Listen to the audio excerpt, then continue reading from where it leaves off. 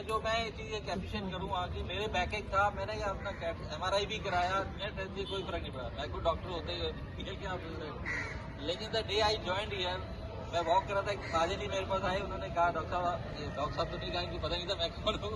मैंने कहा आप रोजाना रेगुलर एक्सरसाइज पे आते हैं तो why don't you join our club. मैंने तब से एक्सरसाइज की and you will be surprising कि मेरा बैक एक खत्म हो गया। जबकि MRI कराया मैंने, स्पाइनल स्पेशलिस्ट डिपार्टमेंट है डॉक्टर गिरता है यहाँ पे, स्पाइनल स्पेशलिस्ट इंडिया के, उनसे भी ठीक नहीं हो पाया। And I myself qualified doctor. But I want to say कि exercise is the most important thing.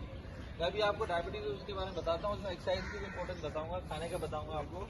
तो let us start with diabetes. क्या होती है? पहली बात तो ये, जब ब्लड शुगर हमारी जो बढ़ जाती है एक लिमिट से ज़्यादा, इसमें आपको याद रखना चाहिए जो शुगर का मरीज है 120 और 160।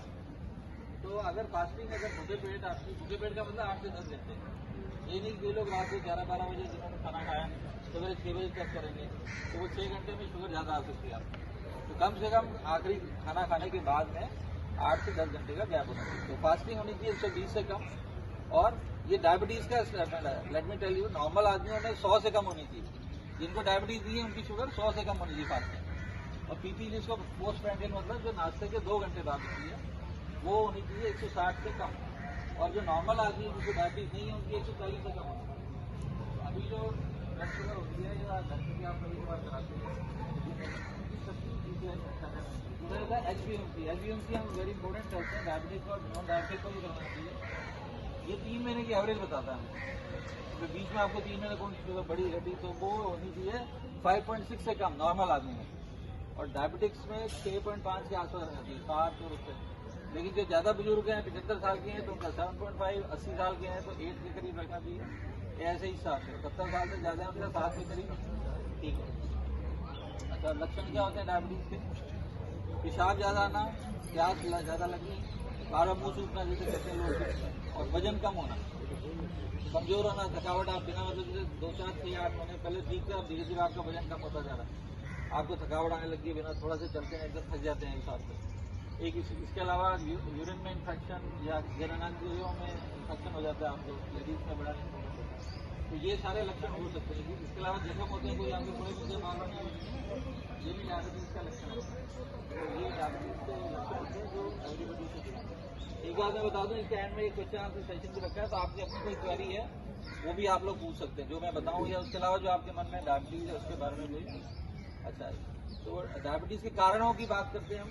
तो मोस्ट इम्पोर्टेंट कारण है हेरिडिटी, आनुवंशिकता। अगर माँ बाप में है डायबिटीज या परिवार में है किसी, इसमें एक अभी मैं बता रहा था कि मिसेज उनको डायबिटीज है और आपको हेरिडिटी में नहीं आती है, वो मिसेज दूसरी फैमिली से आई है, आपकी शादी दूसरी फैमिली से हुई। तो what I want to say कि हेरिडिटी में आपको माँ बाप की हो, भाई बहन को हो, या दूर के रिलेशन में, कई बार स्किप जनरेशन भी होती है, जैसे आपके दादाजी को थी, आपके फादर को नहीं है, लेकिन आपको हो सकती है।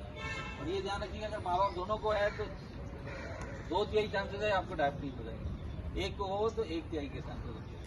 तो इसलिए अब एक तो ये सबसे हेरिडिटी हो गया एक कारण। दूसरा होता है ओबेसिटी, मोटापा। तो जितने भी ये पेट जो बढ़ते हैं उनका वो डेंजरस यही होता है। तो इसलिए don't let the waist line increase. बाद में बताऊँ प्रिवेंशन कैसे करते हैं, कि अपना वजन मत बढ़ने दीजिए जिससे कि आपकी टोन बढ़े। This is the most important. तीसरा है एंग्जाइटी, टेंशन, स्ट्रेस, जो हम सबको ही है, इंक्लूडिंग मी। तो ये चीज़ें हैं जो मोस्ट इम्पोर्टेंट रीजन है। और चौथा होता है कि एक्सेसिव के लोग बहुत मीठा खाते हैं, लेकिन लेट मी टेल यू कि अगर आप ये चाशनी पी लेंगे, अगर आपको डायबिटीज़ नहीं है या होने की टेंडेंसी नहीं है तो वो दूसरों से कम ही रहेगी। तो ये मोटी मोटी बात आपको ध्यान रखनी। इसके अलावा अब अपनी कॉम्प्लिकेशन की बात कर लेंगे। एक बात रखिए, मैं इसको कहता हूँ पंजाबी में कि जिसे कहता उससे खून, जिसे खून से शुगर। मतलब जहाँ काटी है वहाँ पे खून है, आपकी शरीर में किसी को काटी है अदर देन बाल और नाखून, तो सब जगह खून है। और जहाँ खून है शुगर तो पूरे शरीर में घूमती है। तो it affect each and every system of the body, आपके पूरे शरीर को, हर भाग को है। इवन बालों को भी नहीं छोड़ती है, नाखूनों को भी नहीं छोड़ती है। नाखूनों में फंगल इन्फेक्शन हो जाता है, बाल औरतों के लेडीज के जेंट्स के ज़्यादा गिरते हैं शुगर के कारण। और इसके अलावा ये अगर ऊपर से बात करें तो ब्रेन स्ट्रोक, पैरालिसिस। फिर नीचे आंखों की बात करें, महाजन जी आंखों की एक्सरसाइज भी कराते हैं आपको। तो आंखों में क्या होता है, पीछे की रेटिनोपैथी होती है जिसका इलाज नहीं के बराबर है। होने के बाद में फिर आपको या तो दूरबीन से इलाज होता है या फिर इंजेक्शन लगाना पड़ता है आंखों से। वो भी, लेकिन उससे भी वो चीज रुक जाती है, ठीक नहीं होती है। तो शुगर के मरीजों को मैं कहूँगा कि जो मैं